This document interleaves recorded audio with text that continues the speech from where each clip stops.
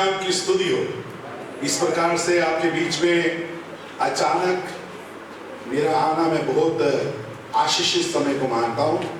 इस प्रकार से पास्टर ने कहा कि मैं गुजरात में गया था और गुजरात से कल रात को दिल्ली में पहुंचा और दिल्ली से सबसे पहला फ्लाइट जम्मू के लिए जो आता है वो 7:10 पे आता है और यहाँ पर वो 8:30 बजे पहुँचता है।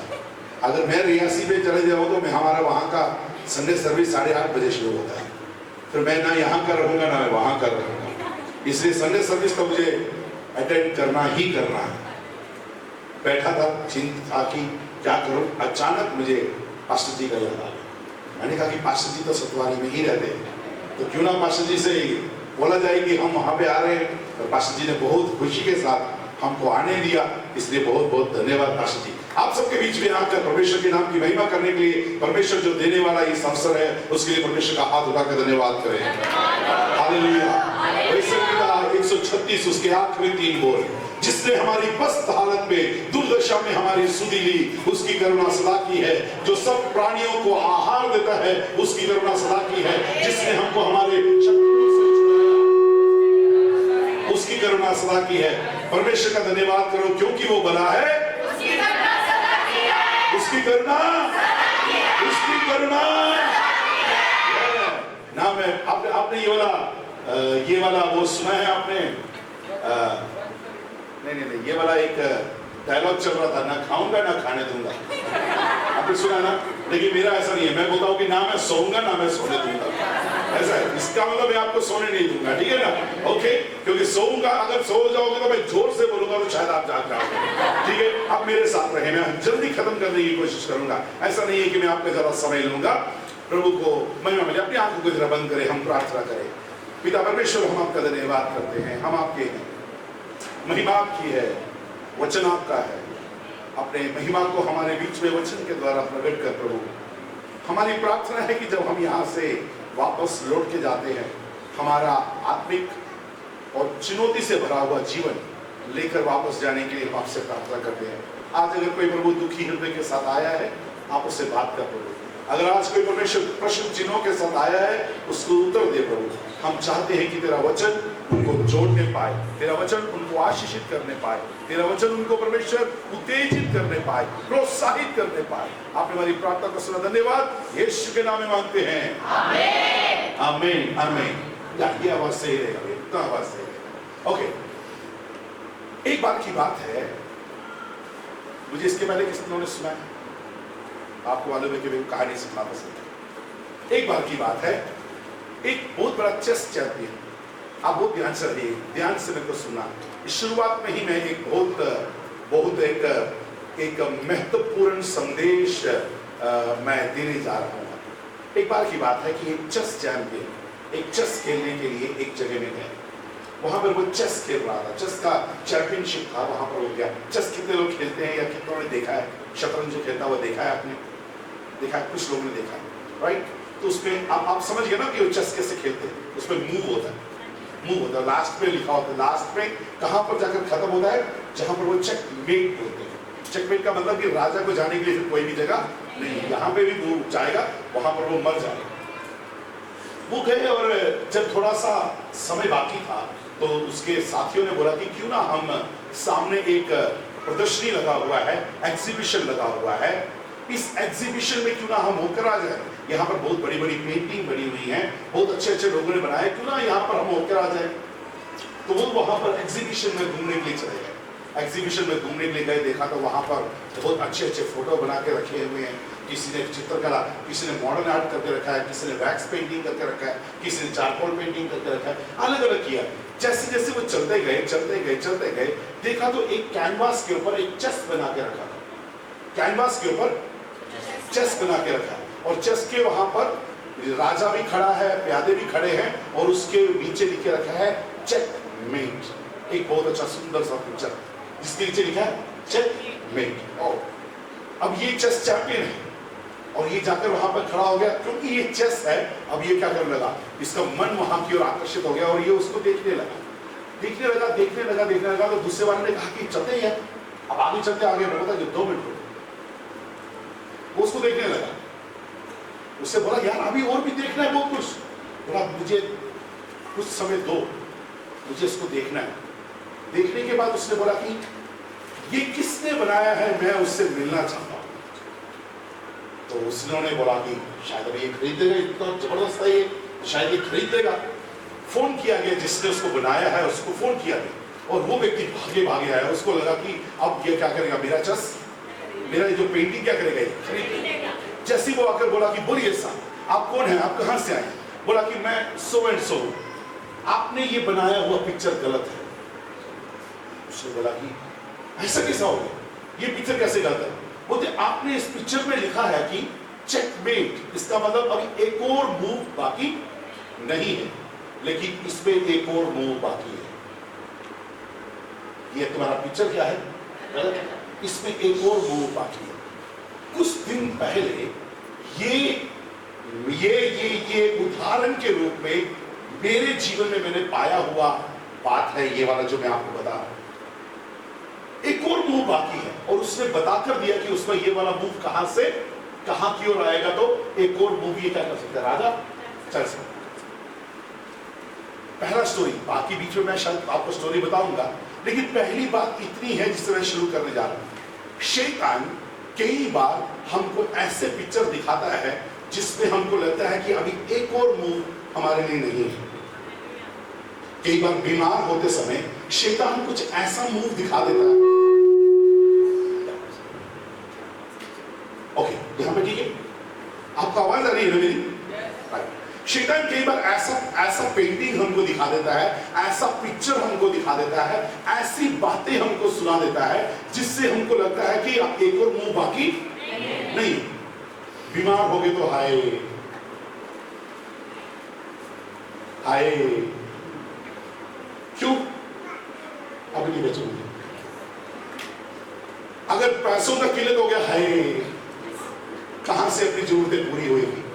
और वो शैतान बहुत अच्छे तरीके से आपके पिक्चर के नीचे लिखकर दे देता है कि चेकमेट। लेकिन याद रखना कि खिलाड़ी भी तो है जो उसको बहुत अच्छे तरीके से देखकर कहता है कि एक और मूव बाकी है। बोलो एक और मूव बाकी है, बोलो एक और मूव बाकी है। यीशु के नाम में यहां पर बैठे हुए कुछ लोगों के लिए मैं इस बात के साथ शुरू करना चाहता हूं। आपके जीवन में शैतान कुछ चीजों को ऐसे बोलकर बैठा है कि अब तेरे जीवन के रास्ते बंद हो गए हैं, तेरे बच्चे के जीवन के रास्ते बंद हो गए हैं, तेरे जीवन में आशीष के रास्ते बंद हो गए। पवित्र आत्मा परमेश्वर की आवाज को सुबह के समय सुनने की कोशिश करो जो कहता है कि अभी एक और मूव बाकी है।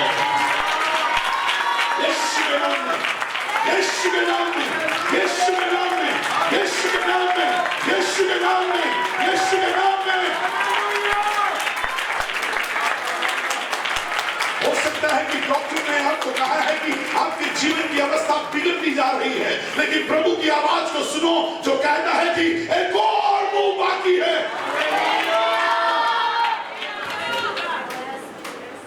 मैं अपने जीवन में जिस समय परेशान हो गया, मुझे लगा कि प्रभु क्यों इस प्रकार से, कई बार मैं पढ़ना नहीं चाहता हूं, उसमें वो वाला वचन भी है जो मैं पढ़ सकता हूं, लेकिन नहीं चाहता हूं कि वो पढ़ूं। उसपे वो यीशु मसीह के उसपे से है परीक्षा में, जब यीशु मसीह की परीक्षा हो रही है, वहां पर लिखे रखा है कि वहां पर लिखे रखा है कि यीशु मसीह वहां से बपतिस्मा लिया और आसमान खुला और कहा कि ये मेरा प्रिय पुत्र है, मैं इससे अत्यंत प्रसन्न हूं। मुझे लगता है कि शायद आपने ये वाला संदेश पहले सुना होगा, ये मेरा प्रिय पुत्र है, मैं इससे अत्यंत प्रसन्न हूं। अगर किसी ने बोल दिया कि ये मेरा प्रिय पुत्र है, मैं इससे अत्यंत प्रसन्न हूं, उसका मतलब क्या है? उसके जीवन में कोई घटिया आएंगी क्या? नहीं आएंगी। लेकिन उसके बाद लिखा है कि तुरंत आत्मा उसको जंगल में ले गया। प्रिय पुत्र को कहां पर लेकर चला गया? जंगल में लेकर गया और बोला कि 40 दिन तक उसको शैतान के हाथ में परीक्षा के लिए छोड़ दिया। और किसको छोड़ा है?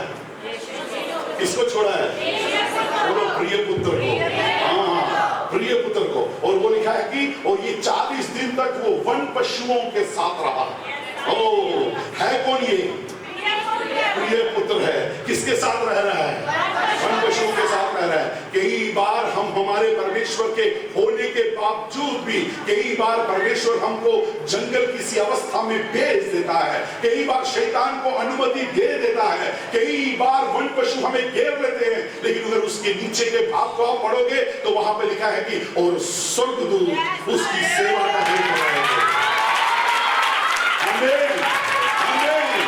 चाहे मैं घोर अंधकार से भरी हुई तराई से होकर चलूं तो भी मैं हानि से नहीं डरूंगा, क्योंकि तू मेरे साथ साथ रहता है। हालेलुया।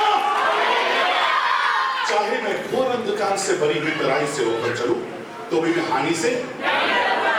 मुझे जंगल में भेजो, मैं नहीं डरूंगा। मुझे वन पशु घेर ले, मैं नहीं डरूंगा। मेरे को शैतान आजमाए, मैं नहीं डरूंगा, क्योंकि तू मेरे साथ है। बीमार है तो कोई बात नहीं, क्योंकि उसकी सामर्थ्य निर्बलताओं में प्रकट होती है। सही है। शद्रक मेशक अबेदनगो आग से होकर जा रहे हो तुम, हो कौन? हम प्रिय पुत्र हैं। फिर आग से होकर तुम जा रहे हो। हाँ, जब हम आग में उतरेंगे तो चौथा प्रभु मेरे संग उतरेगा, तो मुझे अकेले नहीं छोड़ेगा। ऑपरेशन थिएटर से होकर जा रहे हो, ऑपरेशन थिएटर में आप अकेले नहीं हो, प्रभु का सानिध्य आपके साथ है। कई बार हम प्रार्थना करते हैं कि प्रभु बीमारियों से मुझे बचा ले। कई बार परमेश्वर हमें बीमारियों से बचा लेता है, लेकिन कई बार परमेश्वर हमको उस अवस्थाओं से होकर गुजरने देता है। बोलो, गुजरने देता है। लेकिन उसका मतलब ये नहीं है कि परमेश्वर मेरी ताड़ना कर रहा है। उसका मतलब ये है कि परमेश्वर मेरे साथ अपने स्नेह को और बढ़ा रहा है। हालेलुया। परमेश्वर आपको आशीष करे। आज जो संदेश मैं आपको देने जा रहा हूं, उस संदेश को मैं अलग अलग तरीकों से आपके साथ बांटूंगा। जरूर मैं कुछ समय आपके साथ आज बात कर रहा हूं। मैं आज फ्लाइट में बैठकर भी प्रार्थना कर रहा था। मैं फ्लाइट में था, सुबह का समय था, 4 बजे मैं एयरपोर्ट पे आ गया था। 4 बजे से लेकर 4 बजे से लेकर 7 बजे तक मेरे पास समय था। मैं कुछ प्रार्थना कर रहा था, कुछ चीज़ों को बाइबल को निकाल कर पढ़ रहा था।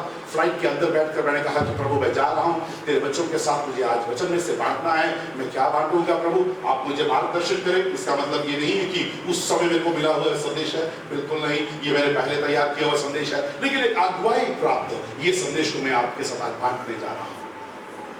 परमेश्वर का एक अगुवाई कि ये इस वचन को बांटो। इस वचन को शुरुआत करने से पहले एक बात मैं आपको बताना चाहता हूं। अगर हम हमारे जीवन में धन्य होना चाहते हैं, अगर हमारे पारिवारिक जीवन में धन्य होना चाहते हैं, अगर हमारे व्यक्तिगत जीवन में धन्य होना चाहते हैं, अगर हमारे व्यवसायिक जीवन, हमारे बिजनेस में धन्य होना चाहते हैं, अगर हमारे किसी भी क्षेत्र में धन्य होना चाहते हैं, उसका एक ही मूल मंत्र है। क्या है? प्रार्थना करें, बाइबल पढ़ें। क्या है एक मूल मंत्र? ये सब कुछ है, लेकिन एक ही मूल मंत्र है। वो क्या है? जो प्रभु कहे वो करो। जो प्रभु कहे वो करो। बोलो, वो करो। जो इंसान कहे वो नहीं करो, जो प्रभु कहे वो करो। इंसान क्या क्या कह रहा है? बताओ, आप में से कितने लोग चक्की चौरा को जानते हैं? चक्की चौरा जगह का नाम है, चक्की चौरा, चौरा चक्की, चौकी चौरा सुना ना? वो किसके लिए मशहूर है? वो एग्जैक्टली, आपने बिल्कुल सही बोला। वहां पर एक बाबा है जो जॉन्डिस का इलाज करता है। कैसे? बिल्कुल। आप बताइए वो क्या करता है? बोलती कि वो तेल में सब कुछ उतार देता है। बहुत अच्छा। एक दिन मेरे को जॉन्डिस हो गया, बंदे बोलने के लिए चौकी चौरा लेके चलो। सही है। लोगों ने लेके चलो, वहां पे वो तो ऐसे उतार देता है अंदर, तो हमको भी हो गया, तो हम कहाँ गए, हमारा खेत कहाँ गया लगेगा। चलो जी चौकी चौरा। सही है ना? लोग बहुत कुछ बोलेंगे, लोग बहुत कुछ बोलेंगे। हमारे वहां पर रियासी में एक बहुत बड़ा एक पानी पे गिरने वाला एक जगह है, उसको सियार बाबा बोलते हैं। सुना है क्या आपने? वो किसके लिए मशहूर है? बताओ, वो किसके लिए मशहूर है? नहीं पता आपको? नहीं पता? मैं आपको बताता हूँ। वो इसलिए मशहूर है, जिनके घर में बच्चे नहीं होते, उन मियाँ बीवी को जाकर क्या करना है? उस पानी के नीचे जाकर नहाना है। नहाने के बाद अगले साल उनके घर में बच्चे हो जाते हैं। वो आज ही मेरे को तो 6 साल तक बच्चे ही नहीं थे, तो मेरे दोस्त लोग बोलते हैं कि भाभी को कोई परेशानी है? नहीं यार, क्या करता है यार, इधर जाना, कहां पर, सिहाड़वा बेजा, सिहाड़वा बेजा, वहां जाकर एक बार नहा ले। जब हमारे जीवन में परेशानियां आती हैं, कई बार हम वो करते हैं जो लोग हमें कहते हैं। हम जल्दी चीजों को पाना चाहते हैं, परेशान हो जाते हैं, हमको जल्दी उसका आंसर चाहिए। क्या प्रभु हमें जल्दी आंसर नहीं देता? देता है, लेकिन बोलते कि कई बार परमेश्वर हमको जब आशीष देना चाहता है तो परमेश्वर उस आशीष के लिए हमको तैयार करता है। एक दूसरे को लेकर बोलो, तैयार करता है। लेकिन हम लोगों को आजकल तैयार, हम लोग बोलते समय आपके लिए नहीं बोल रहा हूं, हम लोग बोलते समय मेरे लिए नहीं बोल रहा हूं, हम लोग बोलते समय मैं मसीह कलीसिया के लिए बोल रहा हूं। हम मसीह कलीसिया को आजकल क्या चाहिए? आशीष है। बोलो आशीष चाहिए। कैसे आशीष चाहिए? तुरंत। लेकिन तुरंत बताओ कैसे चाहिए? आप बिल्कुल सही पकड़ रहे हैं। तुरंत कैसे चाहिए? आपको मेरी आवाज आ रही है या इसका इंतजार ही करें? बोलो ना। ओके, हमको चाहिए तौबा हमने करनी नहीं, अच्छा जीवन हमने जीना नहीं, चर्च में हमने जाना नहीं है, बाइबल हमने पढ़ना नहीं है ना जी? सिर्फ हमको एक आशा है, पादरी साहब प्रार्थना करो। ठीक है जी, पादरी साहब प्रार्थना करो। पादरी साहब प्रार्थना करेंगे, प्रभु सुनेगा? अरे सुनेगा। लेकिन वो सुनने वाला अवस्था कैसा होता है जहां पर आपको एक दर्द की गोली मिलती है, आप क्या हो जाते हो? ठीक हो जाते हो। परमेश्वर क्यों ठीक करता है? आपको विश्वास दिलाने के लिए कि मैं काम करने के लिए सक्षम हूं। और जिस दिन आप ठीक हो गए उसके बाद आप 5 हफ्ते चर्च में नहीं दिखते, उसके बाद 6वें हफ्ते में दोबारा झटका लगता है। वो पादरी साहब प्रार्थना करो। हमको चाहिए आशीष, हमको चाहिए आशीष। और अगर अचानक किसी कार्यवश, मैंने क्या क्या कहा? तौबा हमने, बाइबल हमने, प्रार्थना हमने, लेकिन पादरी साहब ने प्रार्थना करना जरूरी है। सही है जी? लेकिन पादरी साहब ने प्रार्थना किया, एक बार ठीक हो गए तो पादरी साहब ने प्रार्थना किया, 2 बार ठीक हो गए, तीसरी बार प्रभु बोलेगा नहीं करता, तब आपकी दौड़ लगेगी जलंधर।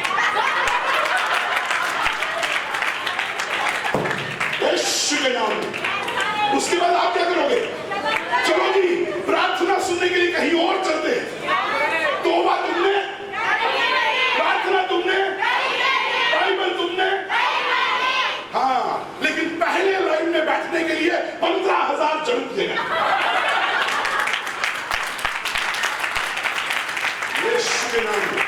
आपको मालूम कि इन दिनों में मैं कलीसिया जो परमेश्वर के विरुद्ध कार्य कर रही है उसके विरुद्ध में प्रचार कर रहा हूं, क्योंकि परमेश्वर पवित्र है और तुम भी पवित्र बनो, क्योंकि बिना पवित्रता के तुम परमेश्वर को नहीं देख सकते।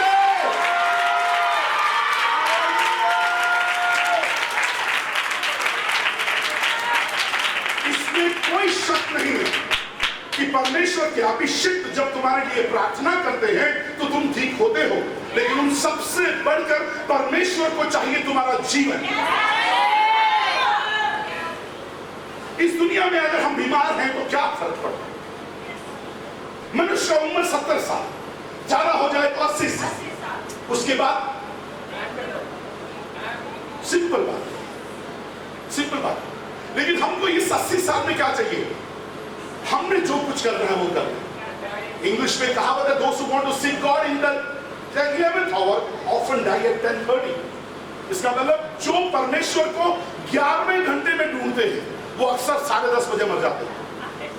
मैंने कुछ कहा, उसका मतलब क्या है?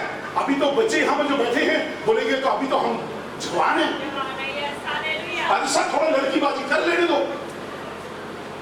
अभी तो हमारे घर में सब कुछ ठीक ठाक चल रहा है, थोड़ा मजा मस्ती कर लेने दो, शादी हो जाएगी उसके बाद हम विश्वास में आ जाएंगे, बूढ़े हो जाएंगे, आने के बाद प्रभु बोझ ले लेंगे।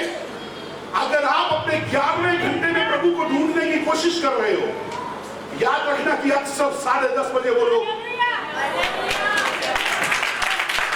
तौबा करने का दिन है, तौबा करने का दिन है। भला होता कि आप परमेश्वर की आवाज को सुनते, भला हो कि परमेश्वर की कलीसिया उसकी आवाज को सुने। परमेश्वर जो कुछ कहता है वो करो, तो हमारे जीवनों में आशीष मिलेगा। अगर प्रभु ने कहा है कि मैंने पिछले दिन मैंने कहा पास्टर जी इस तरह वो बात को बांटा है। मैं इन दिनों में अपने कलीसिया में भी मैंने कम से कम कुछ 7 हफ्ते अकाल को लेकर प्रचार किया, लेकिन यहां पर नहीं कर रहा। अकाल को लेकर मैंने प्रचार किया। उसमें से एक अकाल था काना के गलील में भी अकाल है। काना के गलील में अकाल का मतलब क्या होता है? किसी चीज की घटती हो जाना। काना के गलील में किसकी घटती हो गई?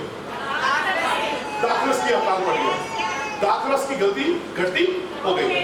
अच्छे जग पड़े हुए, बोलो जग।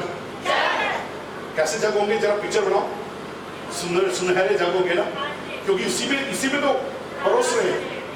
लेकिन अभी ये जग जो इज्जत के लिए रखे थे, अभी क्या हो गया? बदनामी के कारण बन गया। अपनी समझ से लोगों ने क्या कर दिया? कुछ मटकों को तरपाल लगा के छुपा दिया। मैंने कुछ कहा, कुछ मटकों को क्या कर दिया? क्यों? क्योंकि वो देखने में लेकिन कुछ जगहों को क्या कर दी बाहर? क्योंकि देखने में वो हर देखने वाला सुंदरता आशीषित नहीं होता। मैंने कुछ कहा हर एक बंदा जो मैंने कहा कि हर एक कलीसिया जो देखने में अच्छी लगती है वो आशीषित नहीं होती। हमारे सामने बहुत अच्छा परोसा जा रहा है, हमारे सामने बहुत अच्छा परोसा जा रहा है। वहां पर गाने वाले बिंदास है, वहां पर खाने वाले बिंदास है, वहां पर नचाने वाले बिंदास है, वहां पर पकड़ने वाले बिंदास है, वहां पे सब कुछ बिंदास है। लेकिन उस समय क्या है? जग खाली है। बोलो खाली है, बोलो खाली है। इसलिए तो वचन में लिखा है कि जिनमें आत्मा नहीं है वो ठनठनाती हुई जान और झंझनाता हुआ वो। समझना। लेकिन इन दिनों में लोगों को क्या चाहिए? तौबा, प्रार्थना, वचन, लेकिन क्या चाहिए? तभी तो जाते हैं ताकि साथ प्रार्थना करो। मैं बोल दूं बस, ले हैंड सर्विस है ना? ले हैंड सर्विस, ले हैंड सर्विस। ओ जी, प्रभु सिर में हाथ रखे ना रखे, ओ पापा जी ने तो सिर में हाथ रखना। कितना अच्छा होता कि ये प्रभु का हाथ तेरे सिर में होता, तेरे घर में प्रभु का हाथ तेरे सिर में होता। कितना अच्छा होता कि तेरे बच्चों के सिर में तेरे पिता का हाथ होता। कितना अच्छा होता कि तेरे घर में तेरे पिता का हाथ होता। हमें परमेश्वर के हाथ को पाने के लिए ओ यीशु के नाम में, यीशु के नाम में, यीशु के नाम में, यीशु के नाम में हमारे पिता के आशीष को पाने के लिए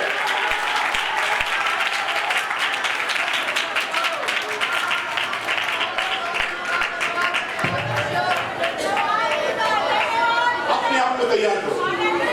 एक दूसरे को देखकर बोले कि अपने आप को तैयार करो। बोलो अपने आप को तैयार करो। अब आप मेरी ओर देखो। बहुत शांत तरीके से कुछ बातों को बताकर वचन की ओर एंटर करना। मैंने ये सब कुछ आपको क्यों कहा? प्रकाशित वाक्य पढ़ने की जरूरत है। प्रकाशित वाक्य 19 उसका 7 बोलता है, आओ हम आनंदित और मगन हो जाएं और उसकी स्तुति करें, क्योंकि मेमने का विवाह आप पहुंचा और उसकी दुल्हन ने अपने आप को तैयार किया है। बोलो अपने आप को, बोलो अपने आप को। कौन सी दुल्हन अपने आप को तैयार करती है? इस दुनिया की दुल्हन अपने आप को तैयार नहीं करती। इस दुनिया की दुल्हन को लोग तैयार करते हैं, ब्यूटी पार्लर तैयार करते हैं, मामा मासी तैयार करते हैं, पुतना कोई और लगाता है, मेहंदी कोई और लगाता है। आप समझ रहे मैं कुछ बोल रहा हूं? मैं आप समझ, मैं सिर्फ हंसाने के लिए मात्र नहीं बोल रहा, लेकिन परमेश्वर की दुल्हन अपने आप तैयार होती है। परमेश्वर की दुल्हन अपने आप तैयार होती है। पास्टर रोनी, पास्टर प्रिंस यहाँ पर खड़े होकर सिर्फ बता सकते हैं कि ये तैयारी कैसी की जाती है। वो सिर्फ आपको बता सकते हैं कि और दुल्हन के लिए कैसे तैयार हुआ जाता है, लेकिन तैयारी आपको करनी है। तैयारी आपको करनी है। तैयारी आपको करनी है। दुल्हन की दुल्हन तैयार नहीं हुई तो वो जाएगी? बताओ। गाउन पहन लोगे कोई बात नहीं, पहन लो, बुके भी पकड़ लो, रीत भी लगा दो, दूल्हा तुमको ना लेके जाएगा तो क्या हालत होगा तुम्हारा। ये वही 10 कुंवारियों के समान है। 10 की 10 गाउन पहनकर बाहर निकली थी। 10 की 10 ने बुके पकड़े थे। सबको लगा कि अच्छा 10 कुंवारियां, हो सकता है कि जो नहीं उठा ली गई वो कुछ ज्यादा सुंदर होगी, शायद ज्यादा सुंदर होगी। लेकिन जाते समय कौन गया? जिसकी तैयारी बाहर की नहीं थी, जिसकी तैयारी भीतर की थी। और बोलो भीतर की, बोलो भीतर की। हाँ, इस दुनिया के दूल्हे को बाहर की तैयारी चाहिए। हमारी बीवी हमको सुंदर चाहिए, लेकिन पिता को उसकी दुल्हन भीतर से अच्छी चाहिए। इसलिए बोला है कि पवित्र बनो क्योंकि मैं तुम्हारा बुलाने वाला हूं। अब ये दुल्हे की तैयारी कैसी होनी चाहिए? दुल्हन की तैयारी कैसी होनी चाहिए? परमेश्वर की इच्छा के अनुसार। बोलो जैसा वो बोले। मैंने वही कहा कि मेरे पूरे प्रचार में आरा वही है, जैसा वो बोले। मुझे पसंद है कि मेरी दुल्हन सिंपल रहे, और दुल्हन ने चमक दमक के मस्कारा, सुर्खियां, बिंदी, कलीरे और क्या कहते हैं, चूड़े। सही बोल, हंसी हंसी में बहुत कुछ बोल रहे। प्रभु की कलीसिया को कलीरे की जरूरत नहीं है। प्रभु की कलीसिया को चूड़े की जरूरत नहीं है। उसको मेहंदी की जरूरत नहीं है। उसको घुटने की जरूरत नहीं है। तुम सब कुछ लगा के खड़े हो जाओ।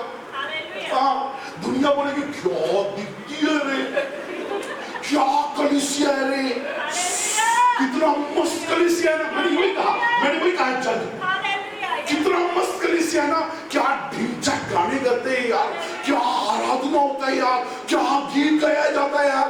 गाओ गाओ, अनंत काल में डीजे के में भी गाते रहना, आप में गाओ, क्योंकि उसका दुल्हन जो पवित्र है वही उसके साथ उठा ले जाएगा। यहाँ पर खत्म कर रहा हूं ये बोलकर, यहाँ पर ये बात को यहाँ पर खत्म कर रहा हूं कि परमेश्वर अपने कलीसिया को पवित्रता की ओर बुला रहे हैं। परमेश्वर इस कलीसिया को पवित्रता की ओर बुला रहे हैं। परमेश्वर इन बहनों को पवित्रता की ओर बुला रही है। परमेश्वर इन भाइयों को पवित्रता की ओर बुला रहा है। और बोल रहा है कि अब मैं आऊंगा, मेरे आने में देरी नहीं है, भला हो कि तुम तैयार हो जाओ। बाइबल में लिखे रखा है कि क्या ही धन्य है वो जो अपने वस्त्र धो लेते हैं। बोलो वस्त्र धो लेते हैं। ये वस्त्र कौन सा है? ये उद्धार का वस्त्र है। इसमें क्या हो गया? धोने की क्यों जरूरत पड़ गई? वहां लिखा है कि धन्य है वो जो अपने वस्त्र को धो लेते हैं, क्योंकि उनको परमेश्वर के सामने खड़े होने का अनुमति मिलेगा। वस्त्र धोने का मतलब क्या है? वो ये है कि आपने परमेश्वर को अपना मुक्तिदाता स्वीकार किया, आपने पानी का बपतिस्मा लिया, आपने उद्धार पाया, और परमेश्वर के वचन के अनुसार कि चाहे तुम्हारे पाप लाल रंग के भी क्यों ना हो, वो हिम के समान सफेद हो जाएंगे। परमेश्वर ने तुम्हारे पाप को हिम के समान सफेद किया। लेकिन हुआ क्या भाई? उसके बाद जब तुम्हारे जीवन में छोटी मोटी कमजोरियां आ गई, कोई सियार बाबा चला गया, कोई चौकी चोरा चला गया। हाँ, मैं एग्जाम्पल दे रहा हूं। कोई किसी बाबे के पास चला गया, कोई किसी बाबे के पास चला गया। और याद रखना, बापों के पास जाना सिर्फ पाप नहीं है, पापा लोगों के पास भी जाना पाप है।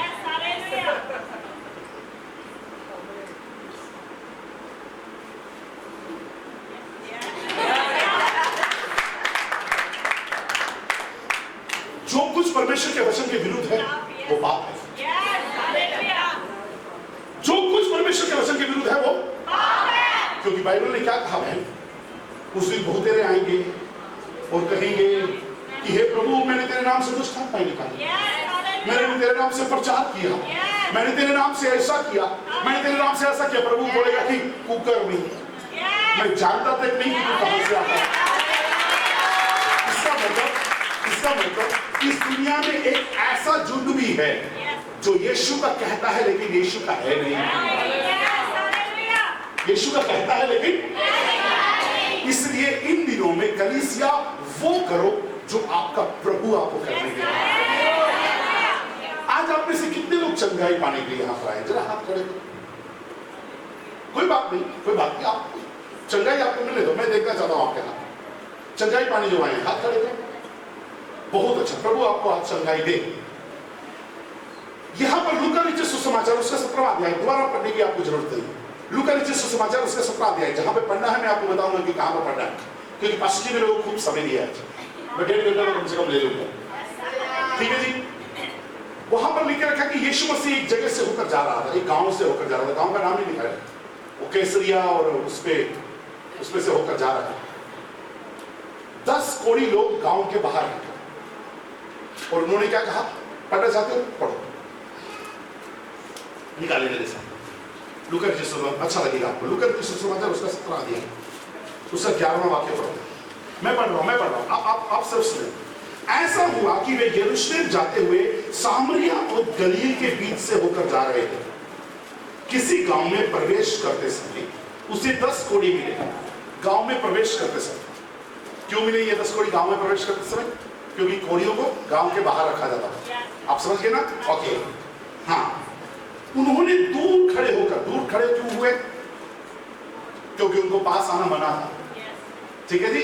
हाँ, उन्होंने दूर खड़े होकर ऊंचे शब्द से कहा, हे यीशु, हे स्वामी, हम पर। उसने उसे देखकर कहा, मांगा क्या था उन्होंने? देखो देखो देखो भाई लोग, भाई देखो देखो क्या मांगा था उन्होंने? दया में क्या था? चंगाई था। क्यों? क्या क्या क्या दया करने के लिए कहा? क्या किस चीज के लिए कहा कि दया है? क्योंकि शायद उन पे कोई दया दिखाता नहीं है, उनको दया किसी से मिलता नहीं है। जैसे वो बाहर आते लोग उन पे पत्थर मारते हैं, खाने के लिए उनको पर्याप्त मिलता नहीं है। अब उन्होंने कहा कि प्रभु हमारी अवस्था पर हम पर दया।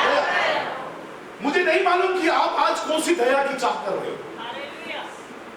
हो सकता है कि तुम्हारे घर में पारिवारिक क्लेश है और तुम बोल रहे हो कि प्रभु मुझ पर दया। हो सकता है कि आपका पति अभी भी दारूबाज है और आप बोल रहे हो कि हे प्रभु मुझ पर। पवित्र आत्मा लोगों से बात करना शुरू की। आप परमेश्वर के पास आए और आप बोल रहे कि हे प्रभु दया कर। इन लोगों को, ये लोग कोढ़ी थे, उन्होंने कहा कि हे प्रभु दया कर। प्रभु ने उनकी ओर देखा, देखने के बाद उनको दया दिखाया। आज मैं आपके लिए प्रार्थना करूं, बोला नहीं कहा। मैं कभी कभी सोचता हूं कि मेरे प्रभु का तरीका कितना अजीब था। हमने बोला कि हे प्रभु हम पर दया कर। प्रभु ने एक बार देखकर बोला जाओ, जाकर अपने आप को जाकर याजक को दिखाओ। ये नहीं बोला कि आओ मैं तुम्हारे लिए प्रार्थना करता हूं, नहीं बोला जाओ, जाकर अपने आप को याजक को दिखाओ। इसका मतलब क्या है? तुम्हारा विश्वास होगा तो तुम चंगे होंगे। मैंने कुछ कहा, याजक को दिखाने का मतलब क्या है मालूम? मुझे देखो, याजक को दिखाने का मतलब क्या है मालूम? जब वो कोढ़ी थे उनको बाहर किसने निकाला था? याजक ने निकाला था।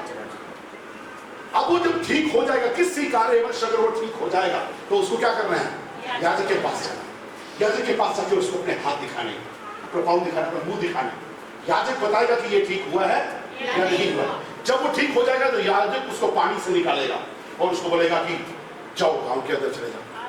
लेकिन जिस समय प्रभु ने उनको कहा कि जाओ जाके अपने आप को याजक को दिखाओ, अगर आप आज प्रभु की उपस्थिति में आए हो और आप चाहते हो कि आपको चंगाई मिले, आप किसके हाथ को देख रहे हो? आप चाह रहे हो कि पादरी आए तुम्हारे सिर में हाथ रखे और तुम ठीक हो जाओगे? होना चाहिए, होंगे, जरूर होंगे, लेकिन पादरी का हाथ से बढ़कर तेरे मन का विश्वास चाहिए। जब आज आप आगे बोल रहे हो कि हे प्रभु मुझ पर दया कर क्योंकि मेरा पति पीता है, प्रभु बोलता है कि विश्वास के साथ चला जा, तेरे विश्वास ने तुझे चंगा किया। तो आपको विश्वास करना है, आपको विश्वास करना है कि जिसके पास मैं आया हूं उसने मुझे जो कहा मैं वो करूंगी।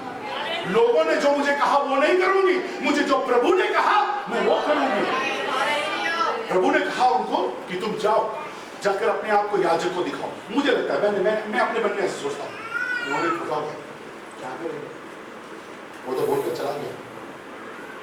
दूसरा बोला चलना, क्या दिखाएंगे, दोबारा मारेंगे, ठीक तो हम हुए नहीं। वो बोल के चला गया। एक ने बोला कोई बात नहीं, थोड़ा तो चलते आगे। मैं सोच रहा हूँ सर, मैं कल्पना कर रहा हूँ, वो चले होंगे तो चलते चलते बोला यार पिटेंगे यार, मुझे चल चल चल तू चल। वहां पे लिखा है अब वो जा ही रहे थे, बोलो जा ही रहे थे, बोलो जा ही रहे थे, वो चंगे हो गए, वो जा ही रहे थे, वो बोलो जा ही रहे थे। आप परमेश्वर की उपस्थिति में आए और आपको लगा कि आपके सिर पे कोई हाथ रखेगा और आप ठीक हो जाओगे, लेकिन आप परमेश्वर की उपस्थिति में आए और परमेश्वर ने तुमको कहा कि जाओ। इसका मतलब अब तुम चर्च में आ ही रहे हो और तुम ठीक हो रहे हो। आप एक दिन आए, आपको छिका ही नहीं मिला, फिर भी आप दोबारा आए, आप चलते जा रहे हो। तीसरा दिन हो गया, चौथा दिन, फर्क पड़ गया। तुम चलते जा रहे हो, तुम्हारा शरीर का घाव ठीक होता जा रहा है। परमेश्वर की उपस्थिति में आते जा रहे हो, आपका घाव ठीक होता जा रहा है, ठीक होता जा रहा है, ठीक होता जा रहा है। लेकिन इंटरेस्टिंग बात बता रहा हूं, आप सब मेरे को देखो, इंटरेस्टिंग बात बता रहा हूं। चंगे हो गए सब। वहां लिखा कि एक मुड़कर वापस यीशु के पास आया, उसके चरणों में गिरा, उसको दंडवत किया, उसकी आराधना की, और 9 कहां चले गए? हाँ, क्या है, किसी से बात करें? 9 कहां गए? चौकी चौर।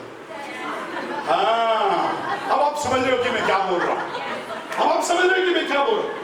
आप आए कहां थे? प्रभु के पास। किसी एक के विश्वास होने के कारण भी तुमको चंगाई मिल सकता है, हाँ मिल सकता है। लेकिन आगे बड़ा इंटरेस्टिंग है पास जी, यहां पर लिख रखा है कि और तुझे और तेरे 17 का और यीशु के पांवों पर एक आया, तब उसमें से एक ने ये देखकर कि मैं चंगा हो गया हूं, ऊंचे शब्द से परमेश्वर की बड़ाई करता हुआ लौटा और यीशु के पांवों पर मुंह के बल गिरकर उसका धन्यवाद करने लगा, और वो सामने था। इस पर यीशु ने कहा, क्या 10 लोग शुद्ध नहीं हुए थे? तो फिर वो लोग कहां चले गए? क्या इस परदेसी को छोड़ कोई और नहीं निकला जो परमेश्वर की बड़ाई करता? तब यीशु ने उससे कहा, उठकर चला जा, तेरे विश्वास ने। अब अपने बाप से प्रश्न कर लो, शांत हो। तेरे विश्वास ने तुझे, तो फिर वो जो 9 लोग गए थे वो कैसे चले गए? मैंने कंफ्यूज कर दिया ना आपको, कर दिया ना।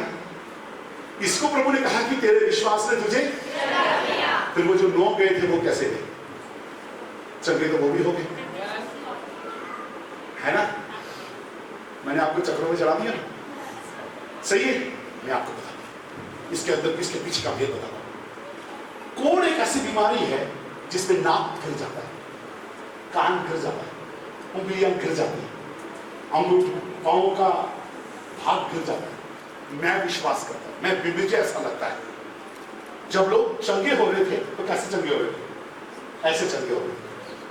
उनके ऊपर का घाव नहीं, उनके ऊपर का घाव ठीक हो गया, घाव ठीक हो, बोलो घाव ठीक हो गया। लेकिन अभी भी हाथ कैसा है? ऐसा ही, पांव अभी भी ऐसा ही, मुंह शायद अभी भी ऐसा ही होगा। मैं किसी का मजाक नहीं ले रहा हूं, लेकिन समझाने के लिए कह रहा हूं। लेकिन जो वापस आया, इंग्लिश में लिखा है कि your faith has made you whole, तेरे विश्वास ने तुझे पूर्ण किया है। इसका मतलब मैं क्या विश्वास करता हूं, जब वो वापस यीशु के पास आया तो परमेश्वर ने कहा कि जा, तेरे विश्वास ने तुझे पूरा किया है। मैं 100% विश्वास करता हूं उसकी उंगलियां वापस आ गई। बाकी जो गए थे वो ठीक हो गए, फिर भी कोड़ी है, देखने में अभी भी वो हाथ उनका ऐसा ही है, मुंह उनका ऐसा ही है, अभी भी उनका जीवन ऐसा ही है। अभी भी लोग देखकर बोलते कि एक समय में ये कोढ़ी था, बोलो था, हाँ, एक समय में ये प्योड़ा था, हाँ, अभी भी उसके अंदर लक्षण दिखाई देते हैं। लेकिन जो परमेश्वर के पास वापस आया, जो उसकी आराधना कर रहा है, इसलिए लिखा है कि आराधना में छुटकारा है। जब हम परमेश्वर की आराधना करते हैं, जब हम परमेश्वर के पास आते हैं, परमेश्वर बोलता है कि तेरे विश्वास ने तुझे पूर्ण किया है, तो हमारे जीवन से वो सब स्वभाव चले जाते हैं। इसलिए तो बाइबल में लिखा है कि यदि कोई मसीह में है तो वो नई सृष्टि है, पुरानी बातें बीत गई, देखो सब कुछ, ओ देखो सब कुछ, देखो सब कुछ, देखो सब कुछ, देखो सब कुछ, देखो सब कुछ नई हो गई। अगर आप मसीह में हैं तो आपके जीवन की कमजोरियां नहीं हो गई हैं। अगर आप प्रभु में हैं, आपके शरीर की कमजोरियां नहीं हो गई हैं। अगर आप यीशु में हैं, ओह माय गॉड, प्रभु आपकी सहायता करें ये संदेश को समझने के लिए। एक बार की बात है, एक बार की बात नहीं है, ये सच्ची घटी हुई घटना है। एक परमेश्वर के दास को पवित्र आत्मा ने बोला कि इस स्त्री के साथ शादी कर ले। उसने उस स्त्री के साथ शादी कर लिया। जब वो स्त्री उसके घर में आई, उसने कहा कि सुनो परमेश्वर के दास, मैं आपको बच्चा नहीं दे पाऊंगी। बोला क्यों? बोला कि मेरा कोख निकाल दिया गया है। उसने प्रभु को कहा कि प्रभु ऐसा कैसा हो सकता है? तूने मुझसे वायदा किया है कि तू मुझे पीढ़ी देगा, और ऐसा कैसा हो गया? क्या तूने नहीं कहा था कि इससे विवाह कर? क्या मैंने तेरी बात को नहीं माना था? क्या मैंने तेरे कहे के अनुसार नहीं किया है? फिर आज क्यों मुझे ऐसा लग रहा है कि मैं धोखा खा लिया हूं? प्रभु ने उसको दिलासा दिया। उसने बोला कि प्रभु ऐसा नहीं होगा, आप जो कहते हैं वो कहते हैं। जब तक आप उत्तर नहीं देंगे मैं इस कमरे के अंदर जाके बैठ रहा हूं। वो चला गया कमरे के अंदर जाके 1 दिन 2 दिन 3 दिन 4 दिन 5 दिन प्रार्थना करने लगा। शाम को वापस आता है। कुछ दिनों के बाद उसने कहा कि डार्लिंग तुम प्रेग्नेंट हो। उसने बोला, दोस्तों को बाकी बोला इसको समझाओ, ये हम लोग हैं। बोला कि मेरे को पवित्र आत्मा ने बोला कि तुम,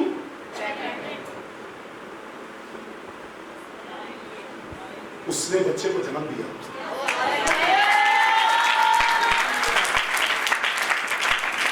बच्चे के जन्म देने के बाद वो स्त्री चल बसी। इस परमेश्वर के दास ने कहा कि एक काम मुझे करना है, इसको दफनाने से मुझे पता लगाना है कि इसके शरीर में कोख था या नहीं था। जब देखा तो उसके शरीर में कोख नहीं था, तो ये बच्चा पैदा कैसे हुआ?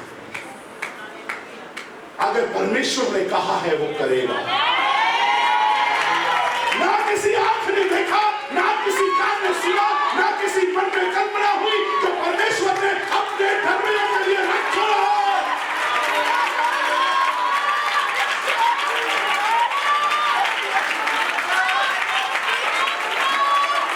तुम विश्वास से चलते जाओ, तुम विश्वास से चलते जाओ, तुम विश्वास से चलते जाओ। परमेश्वर आपको चंगाई देगा।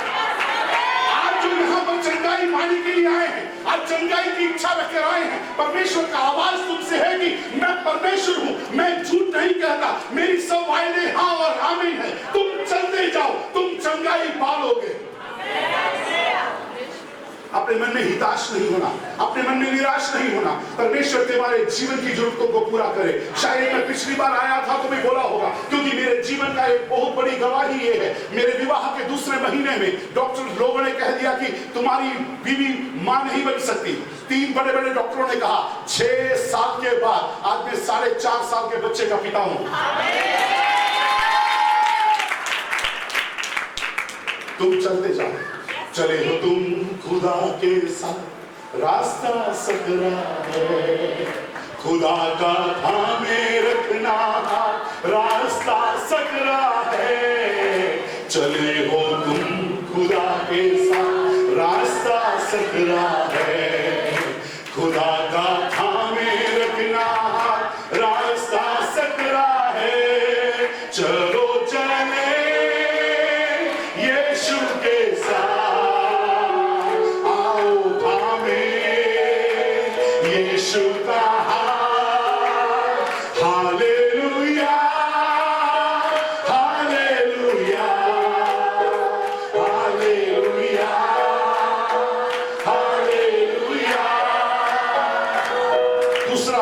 उसका 4 अध्याय उसका 1 से हम पढ़ेंगे।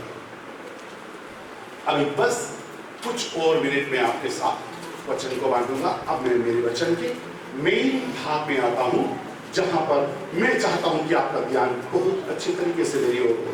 दूसरा राजा उसका 4 अध्याय उसका 1 से आगे बढ़ेंगे।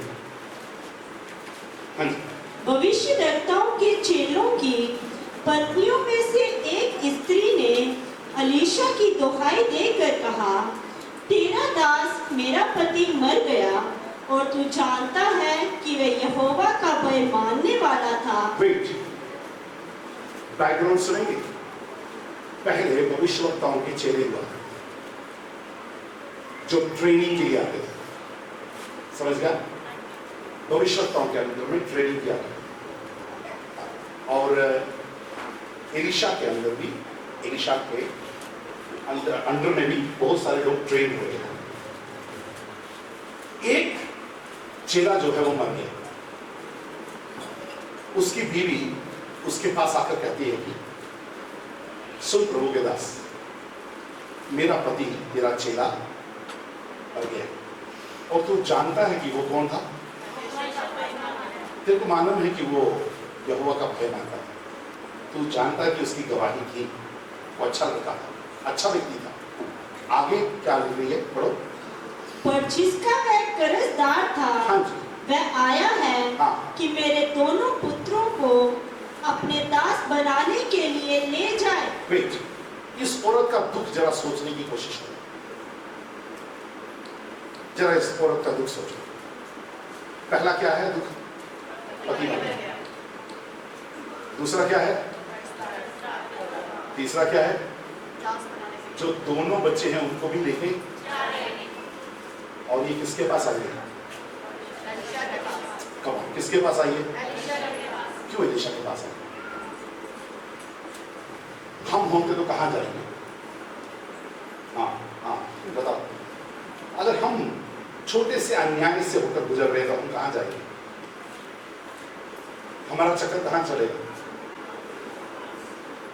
थानों में, सरपंच के पास, वार्ड मेंबर के पास। लेकिन ये कहां पर आ रही है? मैं बताऊंगा आपको कि मैं क्या बताना था आने के बाद।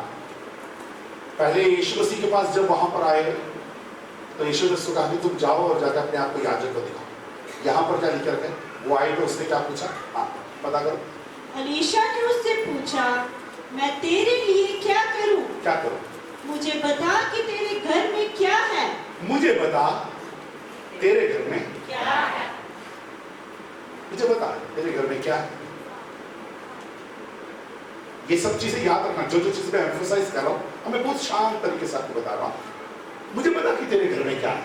और आगे उसने कहा, तेरी दासी के घर में एक हांडी तेल को छोड़ हाँ। और कुछ नहीं है। मैं अभी तक सोचता था कि एक हांडी तेल सरसों का तेल होगा। मुझे लगता था कि एक हांडी तेल को किचन का तेल होगा। लेकिन इन दिनों में मैं बैठकर मनन कर रहा था, इसको मैं पढ़ रहा था, मैं बैकग्राउंड बाइबल पढ़ रहा था। मैं देख रहा था कि ये तेल कौन सा है जो इतने महंगे दाम में बिक गया कि इसका कर्ज उतर गया। तो ये तेल था जो चेलों को दिया जाता। एलीशा ने क्या करके रखा है? अपने चेलों को क्या दिया? दिया गया वो तेल।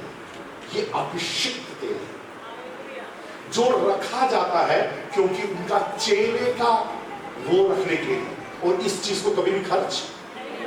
हाँ, तो वो क्या बोल रही है कि तेरे दासी के पास कुछ भी नहीं है, सिर्फ वही जो एक हांडी तेल पड़ा है वही है। ये बहुत मूल्यवान तेल है। तेरे पास क्या है? मैं आगे बढ़ रहा हूं, लेकिन आप सब बहुत ध्यानपूर्वक मेरे सुनिए।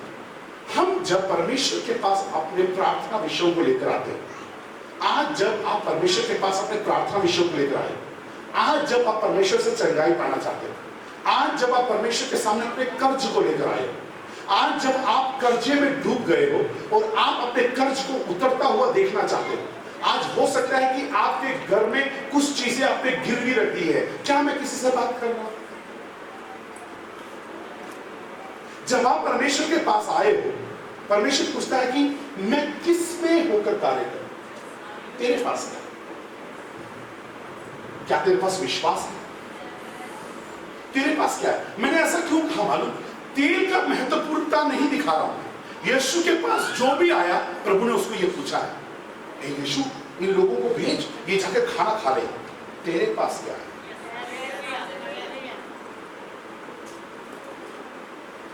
एलिया जा रहा है, जाने के बाद साराफात की बेवा को बोलता है कि मेरे को एक रोटी लाके दे। तो बोली कि क्या कि मेरे पास है नहीं कुछ भी, एक मुट्ठी आटा, एक चम्मच। तेरे पास क्या? तेरे पास क्या? और याद करो, मूसा को प्रभु बुला रहा है और मूसा बोलता कि मेरे पास तो बोलने के तरीके का जुबान नहीं है, मेरे पास ये होता कि तेरे पास, तेरे हाथ में क्या? नहीं, लाठी तो उसने बोला, लेकिन बोला तेरे हाथ में क्या है? प्रभु हमेशा जो हमारे पास नहीं है उसके ऊपर ज्यादा ध्यान नहीं देता, तेरे पास क्या है उस पर ध्यान देता। और ध्यान रखना कि जो हमारे पास होता है कई बार हमको उसका मूल्य नहीं पता होता। इसलिए तो बाइबल बोल रहा है कि अगर तुम्हारे पास राई के दाने के समान भी अगर विश्वास हो, प्रभु चाहता है कि तुम्हारे पास कुछ ना कुछ होना चाहिए जिसके आधार पे वो काम करे। जा, तेरे विश्वास ने तुझे चंगा किया। इसका मतलब तेरे पास विश्वास था, इसलिए तुम चले हो। समझ रहे? हमारे जीवन में हमारे पास कुछ होना चाहिए। मैंने शुरुआत करते समय आपको मालूम कि ये बातें जिसमें आपने, कुछ लोग हंसे, कुछ लोगों ने सोचा सही बोल रहा है यार ये तो। मैंने ये क्यों बोला कि हमको तौबा करनी नहीं है, हमको प्रार्थना करना नहीं है, हमको चर्च में जाना नहीं है। मैंने ऐसा क्या कहा मालूम आपको? हमारे पास कुछ नहीं होता है लेकिन हमको बहुत कुछ चीज चाहिए। हमारे पास कुछ नहीं होता, हमको बहुत कुछ चीजें चाहिए। कई बार क्या होता है कि हम हमारे चंगाई को पैसों में मोल लेना चाहते हैं। बोलो, मोल लेना चाहते हैं। हम हमारे पैसों के साथ खरीदना चाहते हैं। हम 11,000 रुपए देकर, हम 15,000 रुपए देकर, हम 25,000 रुपए देकर हमारे चंगाई को खरीदना चाहते हैं। सही है ना? आप मानते हो इस बात को? कल कहीं पे जहां पर हम जा रहे हैं, जरा सोचो, मैं अभी इस समय में जो मैं बोल रहा हूं, मैं नहीं कह रहा हूं कि कहीं जाना गलत है, मैं कहीं नहीं कह रहा हूं कि आपको ऐसा जाना गलत है, लेकिन मैं आपको पूछ रहा हूं कि क्या आपके जीवन में कार्य करने के लिए विश्वास है? अगर विश्वास नहीं है तो हम सिर्फ पैसे खर्च कर रहे हैं। अगर आपके पास विश्वास है तो तुम्हारे किचन के अंदर भी तुम चंगाई पालोगे। आप मेरी बात को समझ रहे हैं क्या? मेरे पास क्या है? मेरे पास क्या है? नामान कोड़ी है। बच्चों, आपसे पहले शायद पहले भी ये बात कर ली। नामान कोड़ी है, उसको कोड़ी से, कोड़ से क्या चाहिए? चंगाई चाहिए। और वो चंगाई पाने के लिए जा रहा है। कैसे जा रहा है? 10 जोड़े कपड़े, सोना चांदी, चलो जी चंगाई लेते। पादरी साहब प्रार्थना करो। अब उसने क्या सोचा? मैं जाऊंगा, पादरी साहब बोलेगा अरे मोटी सामी हाथ लगी है, तो बड़ी बकरी फंस गई है। और उनको लगा कि वो क्या करेगा, सिर में हाथ रखेगा, ये चंगा हो जाएगा। तो बोलेगा मैं किसी का एहसान नहीं देता, तू ले पैसे, तूने मेरे को चंगाई दिया, तू पैसे रख ले, मैं चला। उसको ऐसा लगा, कई बार हमको भी ऐसा लगता है, हमारे पास पैसे होते हैं लेकिन कुछ आशीषें पैसे खरीद नहीं सकते। मैंने कुछ कहा, कुछ आशीषें पैसे खरीद नहीं सकते, कुछ चीजों को पैसा नहीं खरीद सकता। वो विश्वास से हो सकता है, विश्वास करने वाले के लिए सब कुछ हो सकता है। लेकिन जिस समय वो गया, सोचकर जा रहा था कि मैं जाऊंगा, अपॉइंटमेंट लूंगा, पादरी साहब बाहर आएगा, मुझे बोलेगा आओ जी आओ जी आओ जी बैठो, मेरे सिर पर तेल लगाएगा, मैं ठीक हो जाऊंगा, मैं 10 जोड़े कपड़े दे दूंगा। ये सब कुछ सोच के जा रहा है। लेकिन जैसे ही गया तो गेहजी ने जाके बोला कि वो कोई बाहर आया हो, बोला उसको जाके बोल यरदन नदी में डुबकी लगा। तेरे सोच और परमेश्वर के सोच में आसमान जमीन का फर्क। अगर परमेश्वर पूछता कि तेरे पास क्या है, तो उसे बोला था कि 10 जोड़ी कपड़े हैं, सोना है, चांदी है। प्रभु बोलेगा कि इसका मालिक मैं हूं। तेरे पास क्या है? तेरे पास क्या है? सोना चांदी तेरे पास अगर है तो मैं तो इसका मालिक हूं, लेकिन तेरे पास मुझे देने के लिए क्या है? आप परमेश्वर की उपस्थिति में चंगाई पाना चाहते हो और आप आने के बाद बोलते हैं कि फादर साहब जी मेरे को मन कर रहा है कि मैं एक बोरी चावल लगवा दूं। तुम्हारे एक बोरी चावल से तुमको चंगाई मिलेगा?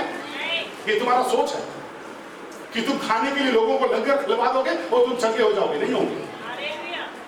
तुम्हारा विश्वास चाहिए, तुम्हारा विश्वास चाहिए। हमको लगता है कि हम कलीसिया में कुछ कुर्सियां लाकर रख देंगे हमको चंगाई मिलेगी। नहीं, तुमको विश्वास करना जरूरी है। हाँ, तुमने अगर कलीसिया के लिए कुछ किया उसका भी कर्जदार प्रभु नहीं रहेगा, वो तुम्हें आशीष देगा। लेकिन तुम्हारे चंगाई के लिए तुम्हारे पास क्या है? हाँ, प्रभु ने कहा, उसने कहा कि जा जाकर डुबकी लगा। उसने क्या कहा? हाँ बताओ बेटा, क्या कहा? नहीं लगाया उसने डुबकी। उसने बोला कि मेरे शहर में नदियां कम है जो इतना के इस गंदे पानी में डुबकी लगाऊं। और मेरे भाषा में मैं क्या बोलता हूं पता है?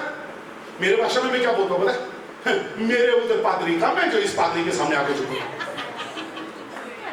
सही है ना? मेरे उधर पापा लोग कम है जो इधर के इसके सामने। सही है ना? लेकिन प्रभु ने बोला क्या तेरे को? क्या बोला? डुबकी लगा। उसने जो कहा वो कर, वो ठीक हो जाएगा। ज्यादा कोई रॉकेट साइंस नहीं है। उसने जो तेरे को कहा वो कर। एक बार लगाया नहीं हुआ, 2 बार लगाया नहीं हुआ, 3 बार लगाया नहीं हुआ, 6 बार लगाया उसने। और मैंने प्रभु से पूछा कि प्रभु इस बेचारे को इतनी बार क्यों लगवाया?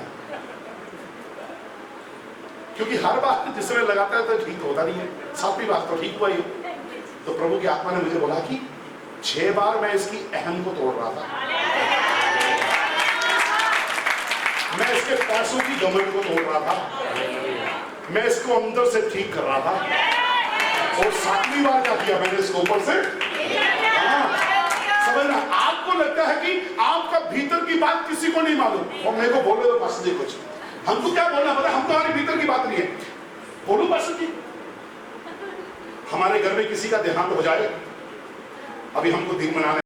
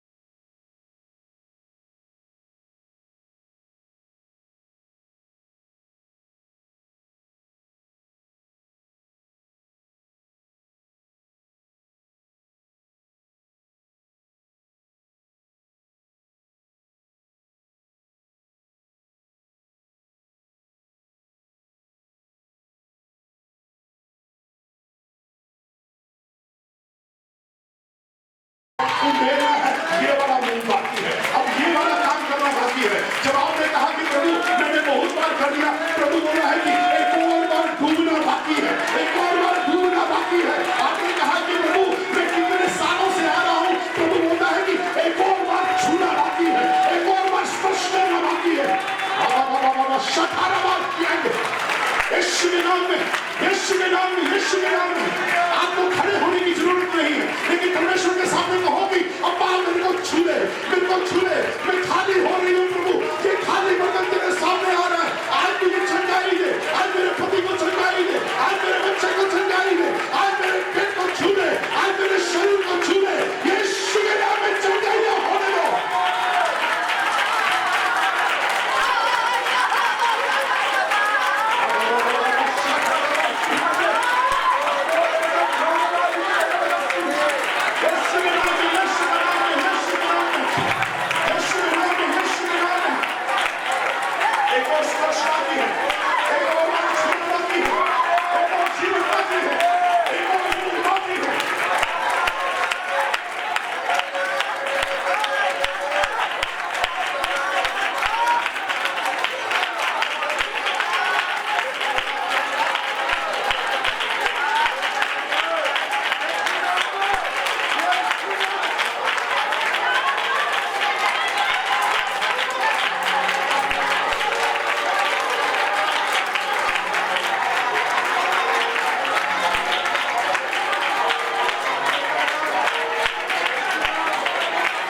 यीशु के नाम में प्रार्थना मांगते हैं, आमीन।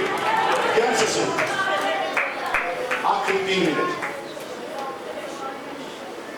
अपने जीवन के उस अयोग्य भागों को जरा छोड़ दो।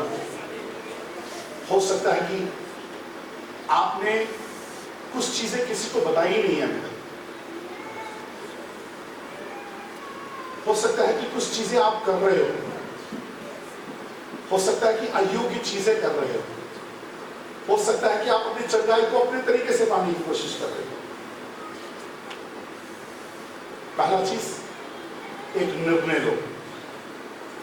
अब आपको किसी और को देखने की जरूरत नहीं है, ये आपको निर्णय लेना है। आज आप बैठकर निर्णय लो, प्रभु आज के बाद अपवित्र काम मेरे घर में नहीं होंगे, अपवित्र रिश्ते मेरे साथ नहीं होंगे, अपवित्र रिश्ते, अपवित्र रिश्ते, अपवित्र रिश्ते मेरे साथ नहीं होंगे। मुझे चंगाई दो, मैं टूटा हूं, मैं खाली हूं, मेरे को भर दो प्रभु। मैं कर्ज में हूं, मेरे को भर दो प्रभु। मैं भांज हूं प्रभु, मुझे भर दो। मैं दुखी हूं प्रभु, मुझे भर दो। मैं टूटा हूं प्रभु, मुझे भर दो। प्रभु का भरने का मतलब उसका शांति, उसका जीवन, उसकी भलाई, उसकी सच्चाई, उसकी करुणा, उसकी कृपा, उसकी दया भरने के लिए तैयार है, भरने के लिए तैयार है। आज आप सुबह के समय यहां पर आए हो, ऐसे ही वापस चले जाओगे तो उसका कोई फायदा नहीं है। प्रभु बोल रहे हैं कि तेरे पास क्या है। अपनी आंखों को जरा बंद करें, जरा प्रभु को बताओ कि आपके पास क्या है। किसी के पास टूटा हुआ मन है तो किसी के पास टूटा हुआ बर्तन है, किसी के पास खाली झोली है तो किसी के पास दुखी मन है, किसी के पास एक खाली पेड़ है। प्रभु बोलता है कि ये चीजों को जरा मेरे पास लेकर आओ, ले आओ मेरे पास। प्रभु मेरे छोटे विश्वास को तेरे साथ मैं तेरे पास आ रही हूं, मैं तेरे पास आ रहा हूं। बोले बोले प्रार्थना करो, प्रभु मेरे छोटे विश्वास के साथ मैं तेरे पास आ रहा हूं। प्रभु 10 कोढ़ी जब तेरे से दया मांग रहे थे, तूने कहा कि तू जा अपने आप को जाकर याजक को दिखा। प्रभु मुझे भी प्रभु तू आशीष कर, मेरे जाने से पहले, मेरे इस कलीसिया को छोड़ने से पहले तू मुझे आशीष कर। मेरी आंखों को मैं पर्वत की ओर लगाऊंगा, मैं किसी जगह में नहीं लगाऊंगा, किसी लोगों की ओर नहीं लगाऊंगा, मैं मेरी आंखें तेरी ओर लगाऊंगा, क्योंकि आपका वचन वैद संहिता 34 में कहता कि जितनों ने आपकी ओर देखा उन्होंने ज्योति पाया और उनका मुंह कभी काला नहीं। प्रभु मैं तेरी ओर देख रहा हूं, मैं तेरी ओर देख रहा हूं, मैं तेरी ओर देख रहा हूं। प्रार्थना करें प्रभु आपके जीवन को भरने पाए, प्रभु आपको तसल्ली देने पाए, प्रभु आपके जीवन की इच्छा को पूरी करने पाए, प्रभु आपके कहे के अनुसार करने पाए, प्रभु का आत्मा आपके अंदर उंधेलने पाए, उंधेलना शुरू करो, अपने जीवन को उंधेलना शुरू करो, आपके छोटे विश्वास को उंधेलना शुरू करो। बोलो कि प्रभु मैं पा रहा हूं, मैं पा रहा हूं, मैं पा रहा हूं। आपने मेरी प्रार्थना को सुना, धन्यवाद करते हैं। यीशु के नाम ये प्रार्थना मांगते हैं, प्रभु आपको बहुत बहुत आशीष करे। ये संदेश पूरी रीति से तैयार किया गया संदेश नहीं है, लेकिन जो मेरे पास था मैंने वो आपको दिया। जो परमेश्वर इस कलीसिया से कहना चाहता था वो मैंने दिया। प्रभु इस बोए हुए बीज को 30, 60 और 100 गुना फलवंत करने वाला। आने वाले दिनों में परमेश्वर आपके हांडियों को भरने पाए। आने वाले दिनों में परमेश्वर आपको गवाहियां देने पाए। लेकिन याद रखना कि जो प्रभु कहे वही करना, जो लोग कहे वो, जो प्रभु कहे वो करो। जब आप प्रभु जो कहता है वो करोगे, आपके जीवन में आकाल कभी नहीं आएगा। आपके जीवन के आकाल के दिन खत्म हो जाएंगे। प्रभु आपको बहुत बहुत आशीष करे। धन्यवाद पास्टर जी दिए हुए समय के लिए। मैं बहुत आशीष दूंगा आपको। अब हम कब मिलेंगे हमें नहीं मालूम, मिलेंगे भी या नहीं मिलेंगे वो भी नहीं मालूम, लेकिन अपने आप को तैयार रखो कि हम स्वर्ग में एक साथ, क्योंकि आने वाला आएगा और फिर नहीं रहेगा। प्रभु आप सबको आशीष करे। मेरे लिए, मेरे परिवार के लिए, मेरे सेवकाई के लिए आप प्रार्थना करते रहना कि प्रभु मुझे भी इस्तेमाल करे। मैं आप सबके लिए प्रार्थना करूंगा। धन्यवाद pastor ji, thank you so much. Hallelujah. अच्छे वचन के लिए जोरदार ताली बजाकर परमेश्वर के नाम को धन्यवाद करें। Thank you Jesus. हालेलुया। आप सभी अपने स्थान पर खड़े हो जाएं। आज परमेश्वर के अभिषिक्त दासों के द्वारा अच्छी वचन को सुनने के लिए परमेश्वर ने मदद किया है। काली बर्तन को भरने वाले परमेश्वर अपने जीवन को परमेश्वर की हजूरी में समर्पण करते हुए आज खुदा से कहिए, परमेश्वर मेरे जीवन की बर्तन आज भर जाए। हालेलुया। धन्यवाद हो। जो बातें छोड़ना है, जो बात मेरे जीवन में अपवित्रता के बात है, वो सब कुछ आज दूर होने पाए। मुझे पवित्र करे परमेश्वर, क्योंकि मुझे बुलाए हुआ परमेश्वर भी पवित्र है। हालेलुया। धन्यवाद हो। हालेलुया। अपने जीवन को इस वचन के सामने थोड़ी देर समर्पण के साथ प्रार्थना करें। हालेलुया। खुदा की हजूरी में समर्पण करें। जो रीति रिवाज ये छोड़ना है, जो दुनिया के संसार की बातें छोड़ना है, जो हमारे जीवन को खुदा से अलग रखता है, वो सारे बातों को आज गुड बाय बोलकर खुदा से कहे, परमेश्वर आपकी आगमन के लिए मैं तैयार होना चाहता है। हालेलुया। हालेलुया। हालेलुया। आप सभी प्रार्थना करें यीशु के नाम से। मेरे जीवन में मेरे खुदाया, अब अभी तक जो दुनियादारी संसारी के बातें मेरे जीवन में जो था, वो आज आपके पवित्र लहू के द्वारा धोकर कर शुद्ध करे। मेरे खुदाया मुझे पवित्र कर, मुझे पवित्र कर, मुझे पवित्र कर, मुझे पवित्र कर परमेश्वर, मुझे पवित्र कर परमेश्वर, मुझे पवित्र कर परमेश्वर। हालेलुया। आमीन। हालेलुया। हालेलुया। हालेलुया। हालेलुया। भीतर प्रभु मेरे शरीर में भी और भीतर इंसान को भी पवित्र करे मेरे खुदाया। आमीन। हर एक अशुद्धताई मेरे जीवन से दूर हो जाए, जीवन से दूर हो जाए। जैसे परमेश्वर चाहता है वैसे की कलीसिया बनने पाए, जैसे परमेश्वर चाहता है वैसे में बन जाए। दिल की गहराइयों से खुदा से प्रार्थना करें।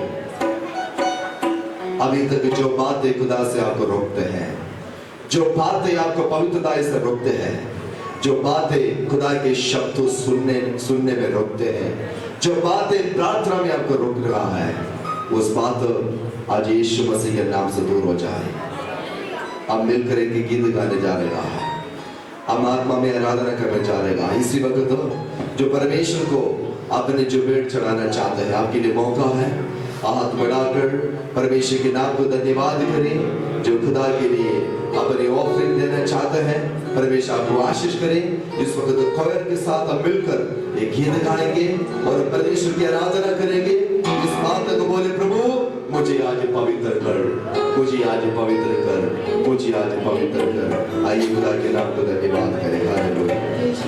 मैं जिसको चुनूंगा पवित्र कर दूंगा, मैं जिसको चुनूंगा पवित्र कर दूंगा, मैं जिसमें आऊंगा बदल कर रख दूंगा, जिसमें आऊंगा बदल कर रख दूंगा।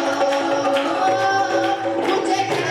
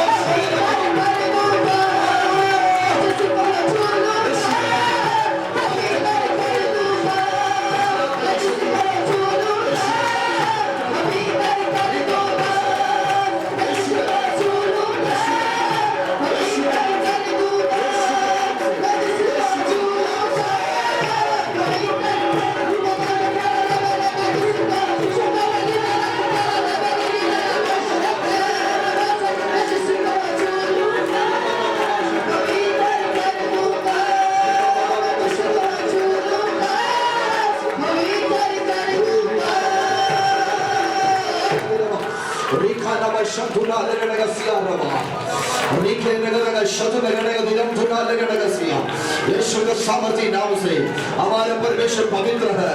आज तुम भी पवित्र बने, तुम भी पवित्र बने। आज खाली बर्तन को लेकर बोले परमेश्वर मुझे प्रभु आपकी आत्मा से अभिषेक से भर दे। रबा लगा सिखा रबा वो कितने लोग आज विश्वास के साथ बोलना चाहता हूँ आज इसमें खाली बर्तन नहीं रहेगा। आज इससे भरा हुआ बर्तन के समान परमेश्वर मुझे इस्तेमाल करने जा रहा है। Hallelujah hallelujah. आप सभी अपने हाथों को स्वर्ग की ओर उठाइए। मैं आपके लिए प्रार्थना करने के लिए जा रहा है। कौन चाहते हैं आज से परमेश्वर के लिए एक बर्तन हालेलुया भरा हुआ बर्तन के समान मैं इस्तेमाल होना चाहता है। का शतन नगसिया रबा रीत परमेश्वर के अभिषेक दास के द्वारा मैंने सुना है तुम अपने घर के अंदर जाए अब दरवाजे बंद कर खाली बर्तन के सामने घुटने बैठे तेरे आशीष स्वर्ग से उठे ले जा रहा है। ओ तेरे ब्लेसिंग स्वर्ग से उठे ले जा रहा है।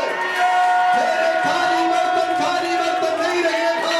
वो बर्तन भरा हुआ बर्तन के समान ठंडी ठंडी फोर तुम भरा हुआ बर्तन के समान परमेश्वर तुझे इस्तेमाल करेगा। यस रखा पाला सीखे रिखाना व शंभुना लगसिया रबा रिखाना व शथुना गसिखा रबा। धन्यवाद हो यस धन्यवाद हो मेरे परमेश्वर, धन्यवाद हो मेरे परमेश्वर, धन्यवाद हो मेरे परमेश्वर। आज इस वचन के द्वारा कितने लोग परमेश्वर के इस्तेमाल होना चाहते हैं, परमेश्वर के कामों में इस्तेमाल होना चाहता है। कितने लोग इस्तेमाल होना चाहते हैं।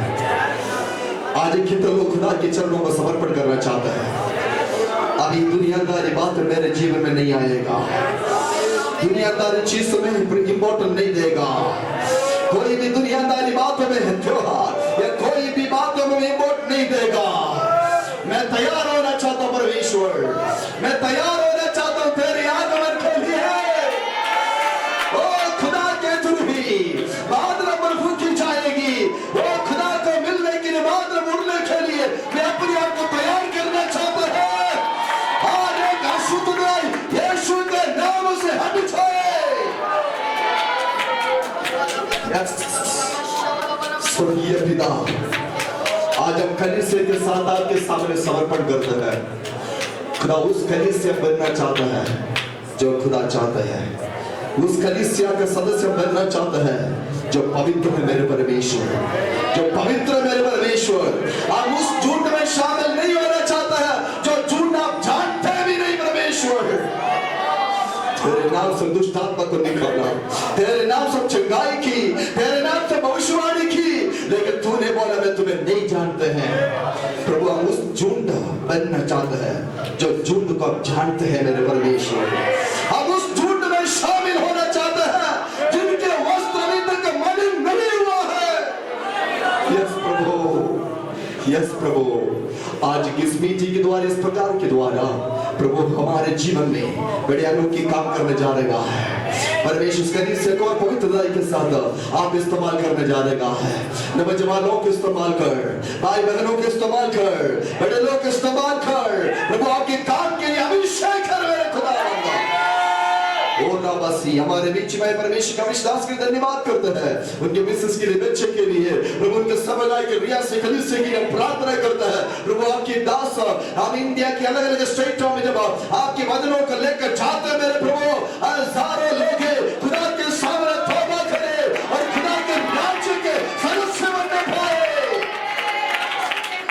उस दिन को हम देखना चाहते प्रभु, उस समय को हम देखना चाहते प्रभु। कश्मीर से लेकर कन्याकुमारी तक आपकी आग जलने पाए, आपकी आग जलने पाए, आपकी बेदारी आने पाए। और झूठ झूठ लोग खुदा के सामने मनपुराए तौबा करे और पाप को छोड़कर आपके चरणों पर आ जाए मेरे परमेश्वर। आप ये विश्वास करते हैं तो जम्मू कश्मीर से शुरू होने जा रहा है। यस, आपके हाथों में समर्पण करते हुए प्रभु ये ऑफरिंग के लिए भी प्रार्थना करते हैं। बाद में इस खुदावंद हमारे यूट्यूब माध्यम के द्वारा जो इस प्रकार को सुनेगा उनके जीवन में बड़े आशीष होने पाए परमेश्वर। आदर और महिमा हम आपको देते हैं प्रभु यीशु मसीह के सामर्थी नाम से मैं दुआ मांगते हैं। हाथ उठाकर हालेलुया, हाथ उठाकर आशीर्वाद पाएंगे। परमेश्वर क्या निकलेगा? प्रभु यीशु मसीह की कृपा, पवित्र आत्मा का संग सौभाग्यता आज से लेकर प्रभु यीशु मसीह के दोबारा आगमन तक हमेशा हमेशा हमेशा होते रहे। Hallelujah, hallelujah, hallelujah. सबको जय मसीह की।